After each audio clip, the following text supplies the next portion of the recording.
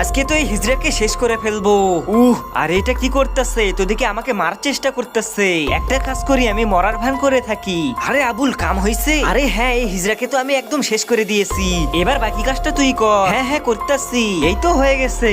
আরে এরা তো মনে হয় আমার ঘরে সবকিছু চুরি করে নিয়ে যাবে। আরে ভাই দেখ, দামি কিছু রয়েছে নাকি? একটা কাজ করি, তাড়াতাড়ি মোবাইলটাতে ভিডিও করে রাখি যাতে এদের পরে ধরতে পারি। আরে ভাই এখানে তো দামি কিছু দেখতেছি না, ভালোভাবে খুঁজে দেখ। আরে ভিডিও করা হয়েছে, এবার তাড়াতাড়ি মোবাইলটা রেখে মরে যাওয়ার ভান করে থাকি। আরে ধ্যাত, এখানে তো দেখি অল্প কয়েকটি টাকাই রয়েছে। আরে ম্যাডাম, আমি ভেতরে আসতে পারি? আরে এখন আবার কে আসলো? মনে হয় আজকে আমরা ধরা পড়ে যেতে পারি। এখন তাড়াতাড়ি কিছু একটা করতে হবে। আবে যা, তুই আস্তে আস্তে দরজাটি খুলে দে। হ্যাঁ যাইতেছি। আরে ভাই, ম্যাডাম কোথায়? ম্যাডামকে চেকআপের জন্য এসেছি। আরে ভাইজান, ম্যাডাম তো ঘুমিয়ে আছে, তুমি কিছুক্ষণ পরে এসো। ও আচ্ছা ঠিক আছে। আরে ভাই শোন, এ তো অনেক চালাক, আমার মনে হয় এখন এখান থেকে কেটে পড়াই ভালো। হ্যাঁ, তো দাঁড়িয়ে আছো কেন? চলো তাড়াতাড়ি পালাই। আবে তোরা পালাবি কোথায়? আজকে তো তোদের খবর আছে। এরপর চোরগুলো সেখান থেকে পালাতে ধরলেই তো হিজড়া লোকটির ফোনে কেউ ফোন দিতে থাকে।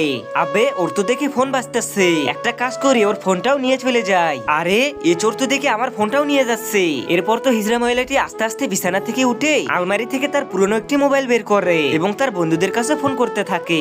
তার আগে তুমি যদি শয়তানকে ঘৃণা করে নিজের মাকে ভালোবেসে থাকো, তাহলে ভিডিওটিতে একটা লাইক করে চ্যানেলটিকে সাবস্ক্রাইব করে দাও। আর যারা শয়তানকে ভালোবাসো তাদের লাইক সাবস্ক্রাইব করার দরকার নেই, কমেন্ট বক্সে আই লাভ ইউ মা লিখে যাও।